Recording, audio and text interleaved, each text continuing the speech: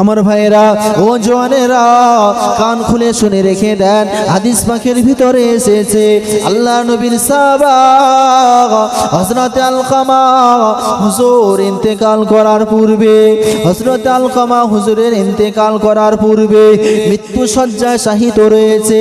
এমন সময়ে তামাম সাহাবা ইকরামগণেরা গ্রামবাসীরা আলকামা হুজুরের মাথার ধারে বসে বসে, ও আলকামা বলো বলো বলো লা ইলাহা ইল্লাল্লাহ মুহাম্মাদুর রাসূলুল্লাহ। আলকামা হুজুরকে বলা হয়, আলকামা হুজুর কলেমা বলতে পারে না। কোন আলকামা? যে আলকামাকে আল্লাহর নবী এতটা মহব্বত করতেন। আলকামা তুমি আমার সামনে সারাক্ষণ থাকবে। আল্লাহ নবী বলতেন আলকামা তুমি আমার কাছে সারাক্ষণ থাকবে। আলকামা রে আমি রাসূলুল্লাহ তোমাকে দেখলে আমি শান্তি পাই, আমি রাসূলুল্লাহ তোমাকে দেখলে বড়ই তৃপ্তি পাই। সেই আলকামা ইন্তেকাল করার পূর্বে বিছানায় শুয়ে রয়েছে মৃত্যু শয্যায়।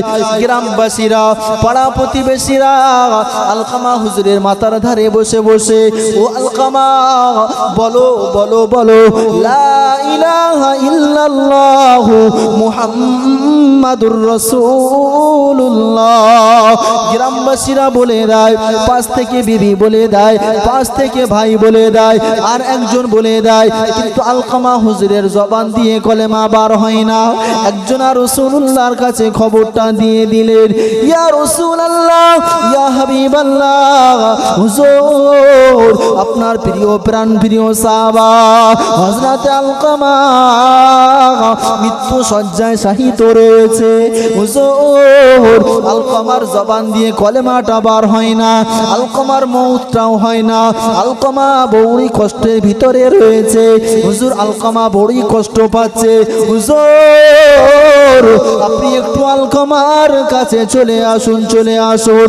না না, আমার রাসূলুল্লাহ সমস্ত সাহাবাকে ডাক দিলেন, ও সাহাবা সালমান, ও হযরতে আবু বকর, ও হযরতে ওমর, ও হযরতে বেলাল, আলকামার বাড়িতে চলে যাও, চলে যাও। আলকামা নাকি মৃত্যু শয্যায় শুয়ে রয়েছে, আলকামার জবান দিয়ে কলেমা বার হয় না। তামাম সাহাবারা চলে গেল, তামাম সাহাবারা গিয়ে হযরতে আলকামার বলছে, ও আলকামা, ও নবীর সাহাবা আলকামা বলো বলো লা ইলাহা ইল্লাল্লাহ মুহাম্মাদুর রাসূলুল্লাহ। কিন্তু আলকামার জবান দিয়ে কলেমা বার হয় না। রাসূলুল্লাহ সাহাবাদেরকে পাঠিয়েছে, সাহাবা এই বেলাল যাও আলকামার বাড়িতে দেখো তো, আলকামার মৃত্যু শয্যা শুয়ে শুয়ে নাকি খুব কষ্ট পাচ্ছে। আলকামার মাথার ধারে বসে বসে একটু কলেমা বলে দাও না বাবা। যাও না আবু বকর, এই উমর, এই হযরতে বেলাল, যাও বাবা তোমরা যাও। 4-5 জন সাহাবাকে পাঠিয়ে দিলেন। দেখছে সত্যি সত্যি আলকামা হুজুর বিছানা শুয়ে খুব কাতরানি কাতরাচ্ছে, মৃত্যুর যন্ত্রণায় ভুগছে, জবান দিয়ে কলেমা বার হয় না। আল্লাহর নবী সাহাবারা বলানোর জন্য চেষ্টা করছে, তাও হচ্ছে না। হযরতে বেলাল ছুটে ছুটে চলে গেছে রাসূলের দরবারে। রাসূলের দরবারে গিয়ে রাসূলকে বলছে, হুজুর তাকে অনেক চেষ্টা করানো হয়েছে, কিন্তু তার জবান দিয়ে কলেমা বার হচ্ছে না। রাসূল বললেন, কেন এমনটা কেন হচ্ছে? আলকামা তো আমার খুব মহব্বতের সাহাবা, আলকামা তো খুব আমার কাছের মানুষ, আলকামার জবান দিয়ে কলেমা বার হবে না, সেটা কারণ কি? সন্ধান লাও, আলকামার মা বেঁচে আছে কি একটু খোঁজ নাও তো বাবা। সাহাবায়ে কিরামরা খোঁজ নিয়ে দেখলেন, হ্যাঁ আলকামার মা বেঁচে রয়েছে, বয়স হয়ে গেছে অনেক, জীর্ণ শূন্য শরীর নিয়ে ঘরের এক কোনায় বসে রয়েছে চুপচাপ মেরে। মা হযরতে বেলালকে পাঠিয়ে দিলেন, ও বেলাল আলকামার বাড়িতে চলে যাও, চলে যাও, আলকামার মা বেঁচে রয়েছে কিনা একটু খোঁজ খবর নাও। হযরতে বেলাল নবীর হুকুম পেয়ে আলকামা হুজুরের বাড়িতে পৌঁছে গেলেন। আলকামা হুজুরের বাড়িতে পৌঁছে গিয়ে জিজ্ঞাসা করতে লাগলেন, ও আলকামার প্রতিবেশীরা বলো বলো বলো, আলকামা হুজুরের মা কি বেঁচে রয়েছে? ইয়া হুজুর বেঁচে রয়েছে। হুজুর আলকামার আম্মা জানের বয়স অনেক হয়ে গেছে, আলকামার মা ভালো করে নজরে দেখতে পায় না, আলকামার মা ভালো করে চলতে পারে না, আলকামার মা ভালো করে বলতে পারে না, আলকামার মা ভালো করে দাঁড়াতে পারে না। হযরতে বেলাল খবর নিয়ে রাসূলের দরবারে খবরটা পৌঁছে দিলেন। ইয়া রাসূলুল্লাহ, ইয়া হাবিবাল্লাহ, হুজুর আমি বেলাল খোঁজ নিয়ে দেখলাম আলকামার মা অনেক বয়স হয়ে গেছে, আলকামার মা অনেক জীর্ণ শীর্ণ হয়ে গেছে। আল্লাহ নবী বললেন, বেলাল আলকামার মাকে আমি রাসূলুল্লাহ আমার দরবারে নিয়ে আসো। বেলাল খবর দিয়ে দিলেন, হুজুর আলকামার মা রয়েছে কিন্তু অনেক বয়স হয়ে গেছে।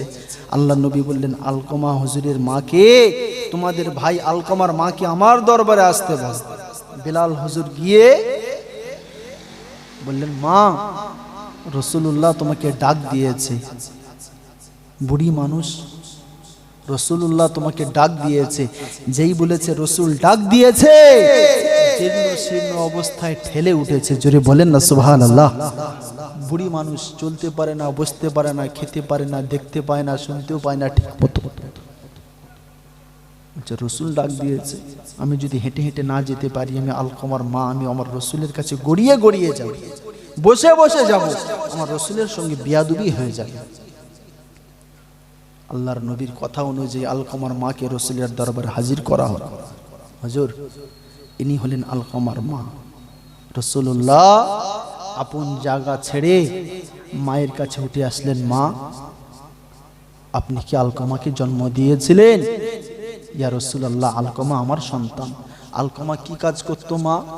বলছে, হুজুর আলকামা রাত্রির বেলা তাহাজ্জুদের নামাজ পড়তো, আলকামা আওয়াবিনের নামাজ পড়তো, ইশরাকের নামাজ পড়তো, চাস্তের নামাজ পড়তো, 5 ওয়াক্ত নামাজ পড়তো, দান সাদকা সমস্ত নেক আমল তাসবিহ তাহলিল সব কিছু করতো। আম্মা সত্যি করে বলো, তোমার সন্তান এমন কি গুনাহ করতো? বলে, হুজুর খোদার কসম আমার ছেলে আলকামা কোনোদিন গুনাহ করতো না, সর্বদাই নেক আমলের উপরে থাকতো। আমার রাসূল বললেন, তাহলে ওর জবান দিয়ে কলেমা বার হয় না কেন? মা তোমার সঙ্গে কি কোনো বিয়াদবি করেছে? আলকামার মা কান্না কান্না অবস্থায়, চোখ ভরা পানি, বুক ভরা ব্যথা নিয়ে বলছে, ইয়া রাসূলুল্লাহ, হুজুর ওই আলকামা নেক আমল করতো, আলকামা নামাজ পড়তো, আলকামা দান সাদকা সব কিছু করতো, কিন্তু আমি তার মা, আমাকে এমন একদিন ব্যথা দিয়েছিল, সেই ব্যথা আমি আমার অন্তর থেকে মুছতে পারিনি। হুজুর আমি আমার আলকামে আজও ক্ষমা করতে পারিনি। আমি তার মা 10 মাস 10 দিন গর্ভে ধরেছিলাম। আমি 10 মাস 10 দিন গর্ভে ধরে আমার আলকামা আমার সঙ্গে এমন ব্যবহার করেছে যে ব্যবহার আমি ভুলতে পারিনি। আমার ভাইজানেরা কানটা লাগিয়ে শুনেন, অনেকটা গুরুত্বপূর্ণ কথা। আমি আপনাদের কোনো কিস্সা কাহিনী শোনাতে আসিনি, আমি হাদিস পাক থেকে আপনাদের হাদিস শোনাচ্ছি। আল্লাহ নবী তাম সাহাবাকে ডাক দিলেন, ও আমার সাহাবারা, দেখো দেখো দেখো শুকনো কাঠ কোথায় পাওয়া যায়, কাঠগুলো জড়ো করো। শুকনো কাঠ কোথায় রয়েছে সেগুলো তোমরা নিয়ে এসো। শুকনো কাঠগুলো এনে তোমরা একত্রিত করে জড়ো করো।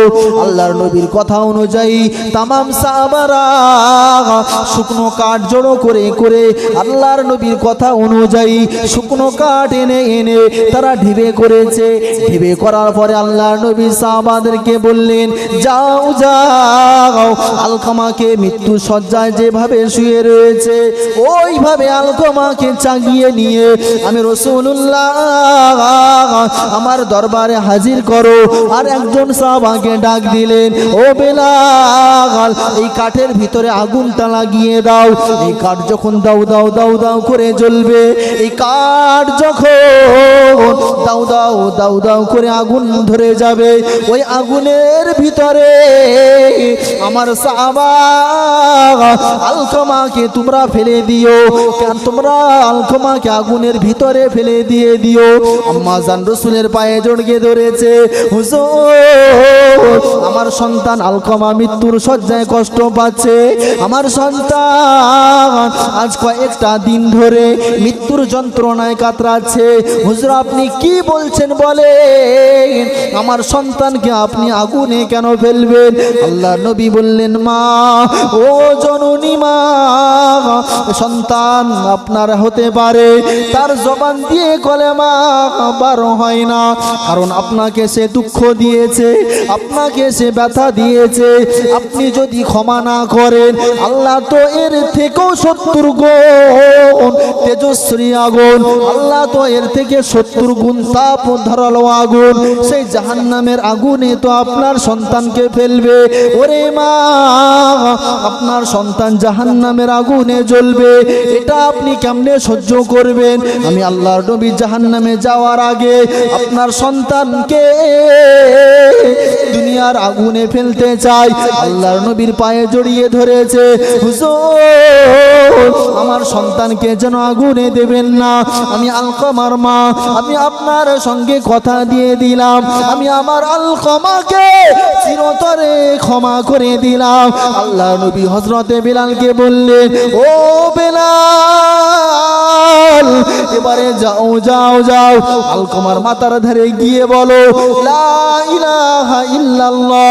হযরতে বেলাল মাথার ধারে বসে বসে হযরতে আলকামাকে বলতে লাগলেন, ও আল্লাহর নবীর সাহাবা বেলাল, আল্লাহর নবীর সাহাবা আলকামা, তুমি বলো বলো লা ইলাহা ইল্লাল্লাহু মুহাম্মাদুর রাসূলুল্লাহ।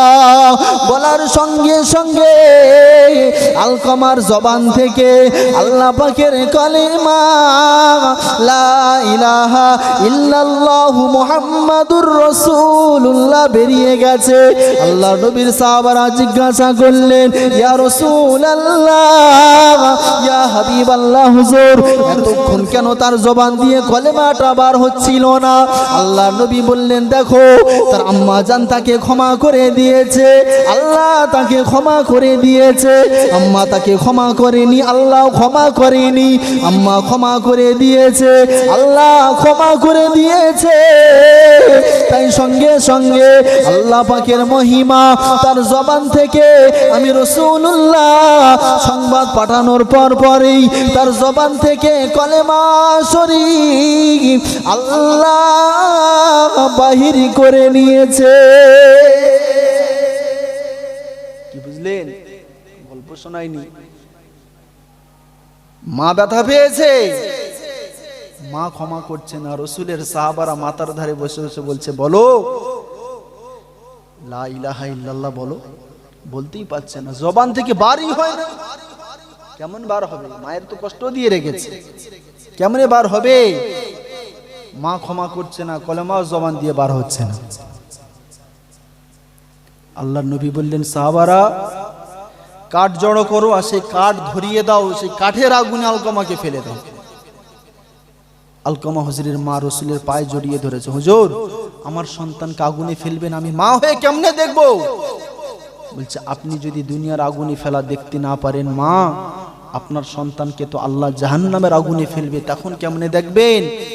আপনি যদি ক্ষমা করে দেন তাহলে আপনার সন্তান রেহাই পাবে, আর আপনি যদি ক্ষমা না করে দেন আপনার সন্তান জাহান্নামের আগুনে জ্বলবে।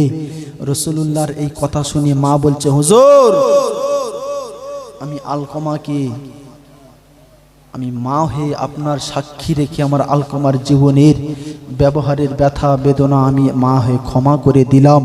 যেই ক্ষমা করে দিয়েছে আল্লাহর নবী বলছে, বেলাল ও বেলাল, আলকামা হুজুরের কাছে চলে যাও, তোমাদের ভাই আলকামার মাথার ধারে বসে বসে কলেমার তালকিন দাও। যেই হযরতে বেলাল কলেমার তালকিন দিতে শুরু করেছে, হযরতে আলকামার জবান থেকে কলেমা বার হয়েছে। তারপর পরেই হযরতে আলকামা হুজুরের মওতটা নসিব হয়েছে। জোরে বলেন সুবহানাল্লাহ, আরো জোরে বলেন সুবহানাল্লাহ। পিতামাতা এমন জিনিস, পিতামাতা এমন জিনিস আমার ভাইরা, পিতামাতার সঙ্গে দুর্ব্যবহার করবেন, আল্লাহ আপনাকে বেইজ্জতি করেই মওত দেবে, বিশ্বাস করুন। দেখুন, আমি ছোট্ট একটি নসিহাত আপনাদেরকে বলি, ছোট্ট নসিহাত। এক, দুনিয়া নামাজ ছেড়ে দেবেন। নামাজ যদি ছেড়ে দেন, আল্লাহ হয়তো দুনিয়াতে আপনার কষ্ট দেবে না, দেবে হয়তো পরকালে। দুনিয়াতে রোজা করবেন না, আল্লাহ হয়তো দুনিয়াতে কষ্ট না দিতে পারে, দেবে আখেরাতে। আপনি আল্লাহর নাফরমানি করবেন, আল্লাহ যদি চায় আপনাকে দুনিয়া কষ্ট নাও দিতে পারে, পরবর্তী সময়ে জাহান্নামে দেবে। কিন্তু এমন কিছু কাজ রয়েছে আল্লাহ বলেছেন, যেটা করবি বান্দা দুনিয়াতে কষ্ট দেব, পরকালে কষ্ট দেব। এক, আল্লাহ বলেছেন, হাবিব আপনি বলে দেন, ওমা ইয়ান্তিকু আনিল হাওয়া ইন হুয়া ইল্লা ওয়াহয়ি ইউহা। আল্লাহর কোরআনে আল্লাহ বলেছেন, পৃথিবীর মানুষ তোমরা সাক্ষী থাকো, তোমরা জেনে রেখে দাও, আমার হাবিব নিজের থেকে কোনো কথা বলে না। আমি আল্লাহ আমার রসুলকে যেটাই বলতে বলি, আমার রসুল সেটাই বলে। আল্লাহর নবী তাই বলেছে, কয়েকটি কাজ রয়েছে যেটা করলে আল্লাহ দুনিয়াতে তার কষ্ট না দিয়ে মওত দেবে না। এক, কেউ যদি অন্যায়ভাবে কারোর উপরে জুলুম করে। দুই নাম্বার, যে সন্তান তার পিতামাতার অবাধ্য হয়েছে। আল্লাহর নবী বলেছে, এই দুই শ্রেণীর মানুষকে আল্লাহ দুনিয়াতে সাজা দেবে, তারপরে মওত দেবে, এবং দুনিয়াতে সাজা দিয়ে ক্ষমা নেই, পরকালে আছে তার জন্য জাহান্নাম। পিতামাতার গুরুত্ব দেন, পিতামাতার গুরুত্ব দেন। হাদিস, আল্লাহ নবী বললেন, আমি মদিনার মসজিদে নববী শরীফে বসে রয়েছি। একজন সাহাবা আল্লাহ নবীর কাছে এসে জিজ্ঞাসা করতে লাগলেন, ইয়া রাসূলুল্লাহ, ইয়া হাবিবাল্লাহ, হুজুর আমি আপনার কাছে একটা প্রশ্ন জিজ্ঞাসা করতে চাই। সাইলা রাসূলুল্লাহ সাল্লাল্লাহু আলাইহি ওয়াসাল্লাম, সাহাবা হুজুর আল্লাহ নবীকে জিজ্ঞাসা করলেন, আইয়ুল আমালি আহাব্বু ইলাল্লাহি আযজা ওয়া জাল। রাসূলুল্লাহ, ইয়া হাবিবাল্লাহ, হুজুর আল্লাহর কাছে সবথেকে কোন আমলটা বেশি প্রিয়, আল্লাহর কাছে সবথেকে কোন আমলটা বেশি মূল্যবান? আল্লাহর নবীকে জিজ্ঞাসা করলেন। আল্লাহর নবী সাহাবার প্রশ্নের উত্তরে বললেন, as-salatu waqtiha। আল্লাহর নবী বললেন, সময়ের প্রথমে নামাজটা আদায় করা। কোন আমলটা আল্লাহর দরবারে বেশি প্রিয়? আল্লাহর নবী বললেন, as-salatu waqtiha। নামাজের যখনই সময় হবে তোমরা সাথে সাথে নামাজটা আদায় করে নাও। দুই নম্বর, আল্লাহর নবীকে জিজ্ঞাসা করা হচ্ছে, সাহাবা জিজ্ঞাসা করছেন, সুম্মা আইয়ুন, এরপরে কোনটা? সুম্মা আইয়ুন, হুজুর এরপরে কোনটা? আল্লাহর নবী বললেন, বিররুল ওয়ালিদাইন, পিতামাতার সঙ্গে ভালো ব্যবহার করো। আল্লাহর নবী সাহাবা জিজ্ঞাসা করলেন, ইয়া রাসূলুল্লাহ, ইয়া হাবিবাল্লাহ, হুজুর সুম্মা আইয়ুন, এরপরে কোনটা? আল্লাহর নবী বললেন, আল জিহাদু ফি সাবিলিল্লাহ, আল জিহাদু ফি সাবিলিল্লাহ, আল জিহাদু ফি সাবিলিল্লাহ। আল্লাহর নবী বললেন, বাবা সাহাবা, এক নাম্বার, যখন নামাজের সময়টা হয়ে যাবে তোমরা নামাজটা আদায় করে নাও, এটা তো আল্লাহর কাছে প্রিয়। দুই নম্বরে আল্লাহ নবীকে জিজ্ঞাসা করলেন, হুজুর এরপরে কোনটা? আল্লাহ নবী বললেন, বিররুল ওয়ালিদাইন, পিতামাতার সঙ্গে ভালো ব্যবহার করো। আল্লাহ নবীকে আবার জিজ্ঞাসা করলেন, সুম্মা আইয়ুন, হুজুর এরপরে কোনটা? আল্লাহ নবী বললেন, আল জিহাদু ফি সাবিলিল্লাহ, আল্লাহর পথে জিহাদ করা, আল্লাহর পথে জিহাদ করা। আপনারা অবশ্যই নিশ্চয়ই শুনেছেন, আল্লাহর নবীর একজন সাহাবা ছিলেন, ওই সাহাবাটার নাম আল্লাহর নবী বললেন যে সাহাবাটা আমি রাসূলুল্লাহ আমার দরবারে বসেছিলেন, আমি রাসূলুল্লাহ আমার দরবার থেকে যখন বাড়ি গেলেন হযরত আবু হুরায়রাকে এত মার মেরেছে, পিঠিতে দাগ বসে গেছে, পিঠের চামড়া উঠে গেছে, পিঠ দিয়ে রক্ত বার হচ্ছে। আল্লাহর নবীর দরবারে এসে বললেন ইয়া রাসূলুল্লাহ, ইয়া হাবিবাল্লাহ, হুজুর আমার মা আমাকে এত মার মেরেছে, আমার পিঠ ফেটে রক্ত বার হচ্ছে, হুজুর আমার মা মেরেছে, আপনাকে বিচার করতে হবে। এত মার মেরেছে মা হলে মুশরিক বেঈমান। আর হযরত আবু হুরায়রা হুজুর রসুলের হাতে হাত রেখে ইসলামের ছায়াতলে এসেছে, রসুলের দরবারে বসেছিলেন, হাদিস কোরআনের কথা শুনছিলেন। আল্লাহর নবীর দরবার থেকে যখন বাড়ি গেছে একটু রাত হয়ে গেছে, মা দরজা খোলে না, দরজায় বাড়ি দিচ্ছে, দরজা খোলে না, মা দরজাটা খুলে দাও, মা দরজাটা খুলে দিয়েছে। কোথায় ছিলে? রসুলের দরবারে ছিলাম। কেন? নবী মুহাম্মাদের মুখের বাণী এত সুন্দর, মধুর থেকেও মিষ্টি, মা সেখানে কথা বলছিলাম, নবী মুহাম্মাদের কথা শুনে এত ভালো লাগছিল যে আমি তোমার সন্তান সেখান থেকে উঠে আসতে পারলাম না, তাই একটু রাত হয়ে গেছে, মা আর কোনোদিন হবে না, আমাকে তুমি ছেড়ে দাও। কিন্তু মা তো মুশরিক, কথা শুনলো না, এত মার মেরেছে, পিঠ ফেটে রক্ত বার হচ্ছে।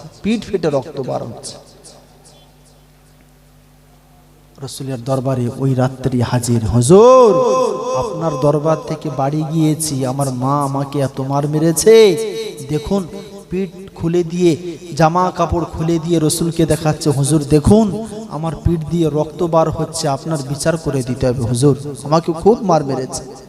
রসুল বললেন কে মেরেছে? বলে হুজুর আমার মা মেরেছে। বলে কোনো কথা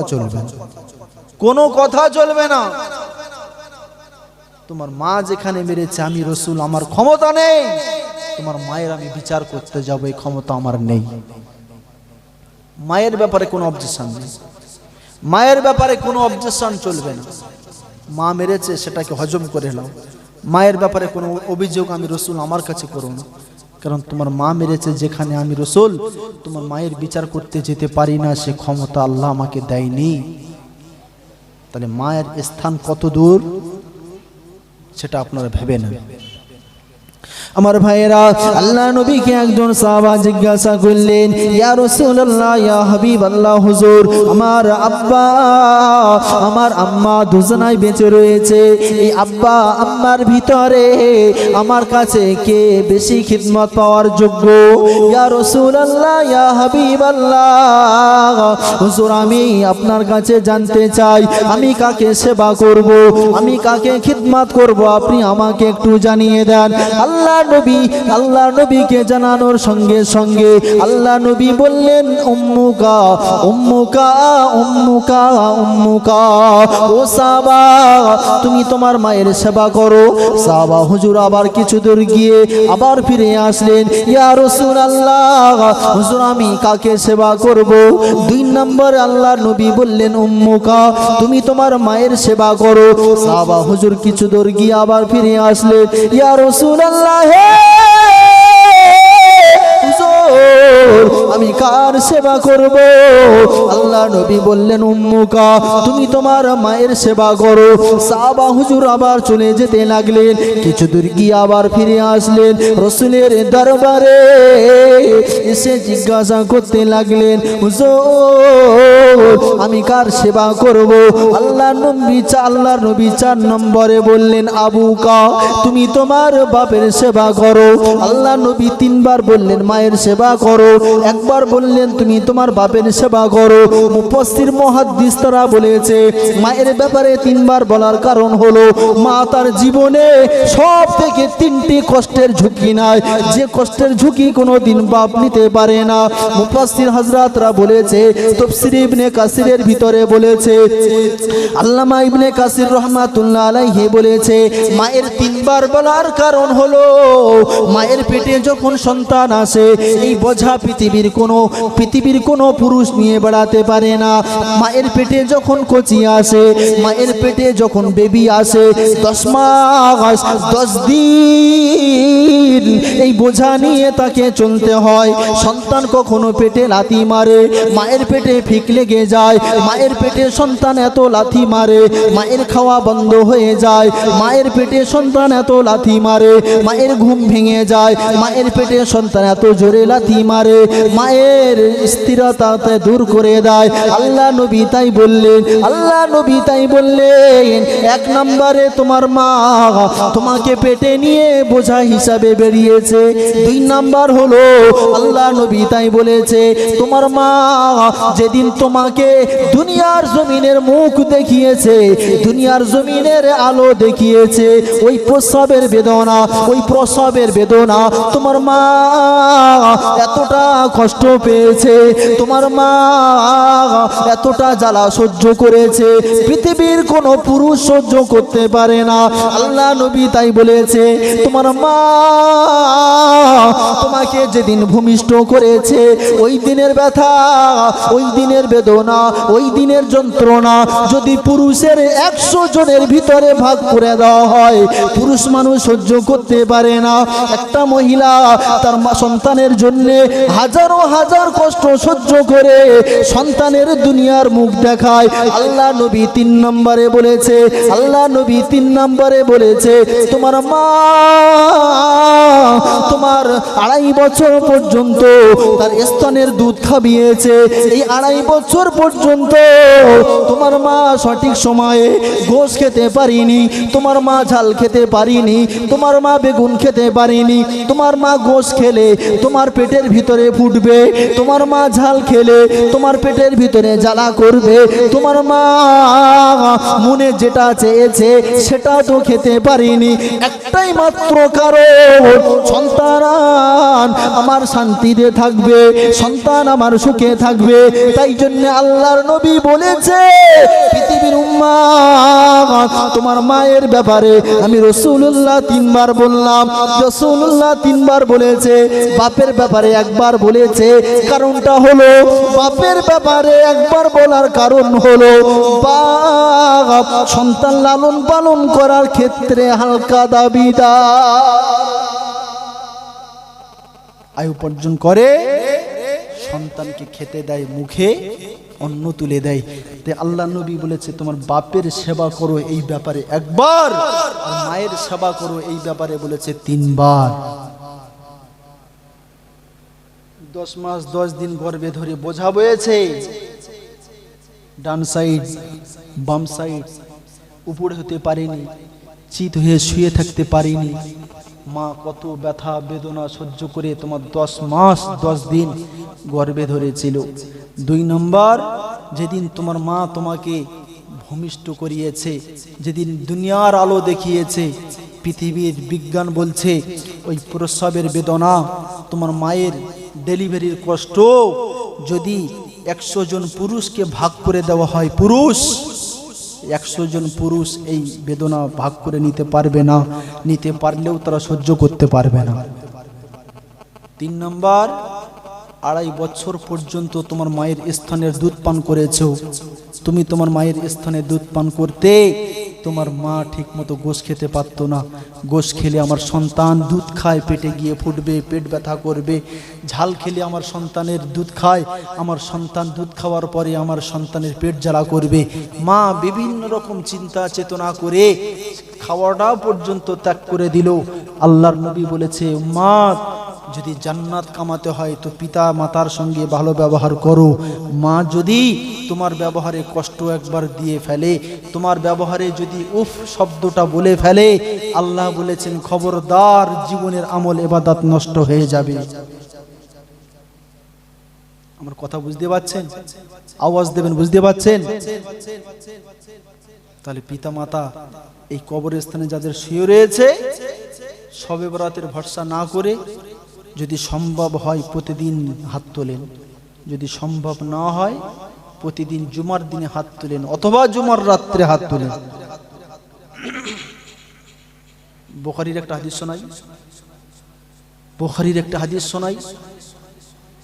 আল্লাহ নবী বলেছে আন আবি হুরায়রা রাদিয়াল্লাহু তাআলা আনহু قال قال رسول الله সাল্লাল্লাহু আলাইহি ওয়াসাল্লাম আল্লাহ নবী জানিয়ে দিলেন মান যারা কবরা আবাইহি আও আহাদিহিমা ফি কুল্লি জুমাতিন ওয়া কুতিবা লাহু ওয়া গুফিরা লাহু মান বারা আল্লাহ নবী জানিয়ে দিলেন কোন সন্তান সন্ততি তার পিতামাতার কবরে দাঁড়িয়ে দাঁড়িয়ে শুক্রবারে অথবা রাতে আল্লাহর নবী জানিয়ে দিলেন শুক্রবার দিনে অথবা রাতে সন্তান যদি আব্বা মায়ের কবর সামনে নিয়ে হাত দুখানা তুলে আল্লাহর কাছে রোনাজারি করে আল্লাহর কাছে যদি কান্নাকাটি করে আল্লাহ নবী জানিয়ে দিলেন গুফিরা লাহু ও কুতিবা লাহু মান বারা আল্লাহ পাক ওই সন্তানের বিগত জীবনের গুনাহ আগামী জীবনের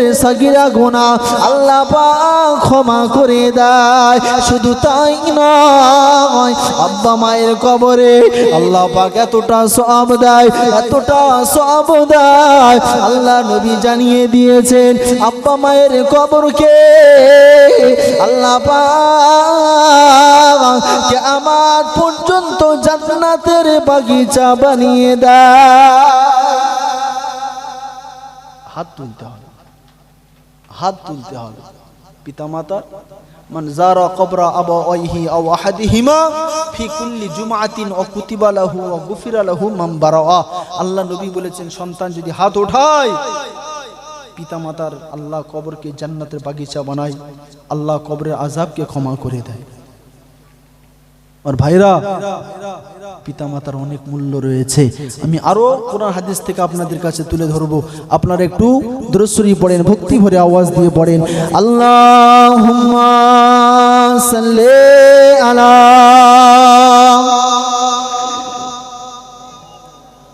ওয়া আলা আলি আওয়াজ দিয়ে পড়েন না ভাই ওয়া আলা আলি সাইয়্যিদিনা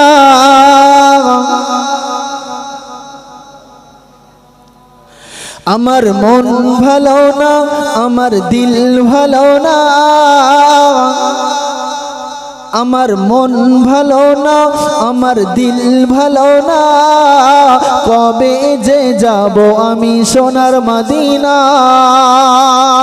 কবে যে যাব আমি সোনার মদিনা আমার মন ভালো না আমার দিল ভালো না আমার মন ভালো না আমার দিল ভালো না কবে যে দেখব আমি সোনার মদিনা কবে যে দেখব আমি সোনার মদিনা আল্লাহুম্মা সাল্লি আলা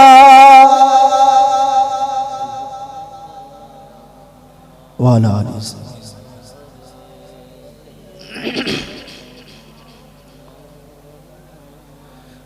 এতগুলো মানুষ দুরূদ শরীফ পড়ছেন সত্যি আমার খুব খারাপ লাগছে এতগুলো মানুষ রাসূলের শানে মহব্বতে দরুদ পড়তে আপনাদের কৃপণতা হচ্ছে ইস আফসোস বিশ্বাস করেন দেখুন আমি অহংকার করছি না আপনি এখানে আমি স্টেজে আছি আমাকে যে বিষয় বলবেন ইনশাআল্লাহ আমি 1-1.5-2 ঘন্টা একটা বিষয়ের উপরে বলার ক্ষমতা রাখি কোরআন হাদিস থেকে আমি একটা বিষয়ের উপরে 1-1.5-2 ঘন্টা আমার কাছে কোনো ব্যাপারই নয় অহংকার করছি না ক্ষমার নজরে দেখবেন তো আমি এতক্ষণ যা বলেছি কোরআন হাদিসের বাইরে আমি কিন্তু একটাও কথা বলিনি তবে আপনারা যা দুরূদ শরীফ পড়ছেন আমি একটা হাদিস শোনাবো যদি ভালো লাগে তারপরে দুরূদ পড়বেন না তো চুপচাপ থাকবেন আল্লাহর নবী মদিনার মসজিদে বসে রয়েছে হঠাৎ করে আল্লাহর নবীর কাছে জিবরাইল ফেরেশতা চলে এসেছে ইয়া রাসূলুল্লাহ ইয়া হাবিবাল্লাহ হুজুর আমি জিবরাইল আপনার কাছে একটা সংবাদ আনলাম কি সংবাদ আল্লাহ নবীকে বললেন কি আল্লাহ নবী বললেন কি সংবাদ জিবরাইল বলতে শুরু করেছে হুজুর ইন্নী লাকিতু জিবরিল ফাবাশশারানি ফাকাল قال الله تعالى من صلى عليك صليت عليه ومن سلم عليك صليت عليه فسجدت لله شكرا আল্লাহ পাকের নবীর কাছে বললেন ইয়া রাসূলুল্লাহ ইয়া হাবিবাল্লাহ, হুজুর আল্লাহ এই মাত্র আমি জিবরাইল আমাকে বলে পাঠিয়েছে। কি বলে পাঠিয়েছে? আল্লাহ নবী বললেন, হুজুর আপনার উম্মত, আপনার উম্মতি, আপনি রাসূলুল্লাহ, আপনার উপরে যদি একবার দরুদ শরীফ পাঠ করে, আপনার উপরে একবার যদি দরুদ পাঠ করে, আল্লাহ পাক খুশি হয়ে ওই উম্মতির উপরে 10টি রহমত বর্ষণ করে। জুড়ে বলে, একবার দরুদ পড়বেন 10টি রহমত বর্ষণ হবে একবার। ফাসাজাদতু লিল্লাহি শুকরা। আল্লাহ নবী বলেছেন এই সংবাদ শোনার পরে আমি রাসূলুল্লাহ আল্লাহ পাকের সেজদায় পড়ে গিয়েছি। আল্লাহ আমার উম্মতের জন্য এত বড় বৈশিষ্ট্য, আমার উম্মতের এত বড় ছাড় দিয়েছো। একবার দরুদ শরীফ পাঠ করলে মান সাল্লা আলাইয়া ওয়াহিদান সাল্লাল্লাহু আলাইহি আশরা, আল্লাহ নবী বলেছে একবার দরুদ পাঠ করলে 10টি রহমত বর্ষণ হয়। এটা তো জান্নাতের বাগান, এখানে বসেও কৃপণতা। ইজা মারারতুম বিরাজাতুম মির রিয়াজিল জান্নাহ, আল্লাহ নবী সাহাবাদেরকে বলছেন, সাহাবারা ইজা মারারতুম বিরাজাতুম মির রিয়াজিল জান্নাহ, দুনিয়াতে যদি তোমাদের সামনে জান্নাতের বাগান পড়ে, চলতে গিয়ে, বসতে গিয়ে, উঠতে গিয়ে, ঘুরতে গিয়ে, দুনিয়ার সফরে থাকাকালীন, ইজা মারারতুম বিরাজাতুম মির রিয়াজিল জান্নাহ, যদি তোমাদের চলার পথে জান্নাতের বাগান দেখতে পাও, আল্লাহ নবী বললেন ফারতাউ, সেখানে তোমরা দাঁড়াবে, সেখানে তোমরা অপেক্ষা করবে। সাহাবা হুজুররা জিজ্ঞাসা করলেন ওমা রাওজাতুম মির রিয়াজিল জান্নাহ ফিল আরদি ইয়া রাসূলুল্লাহ, হুজুর দুনিয়ার জমিনে জান্নাতের বাগান কোনটা? আল্লাহ নবী বললেন হালাকু যিকরি, যেখানে আল্লাহ এবং আল্লাহর রাসূলের কথা হয় ওটাই তো হলো জান্নাতের বাগান। জোরে বলবেন না সুবহানাল্লাহ, জোরে বলবেন না সুবহানাল্লাহ। একটু জোরে আওয়াজ দিয়ে দরুদ শরীফ পড়েন, আল্লাহুম্মা সাল্লি আলা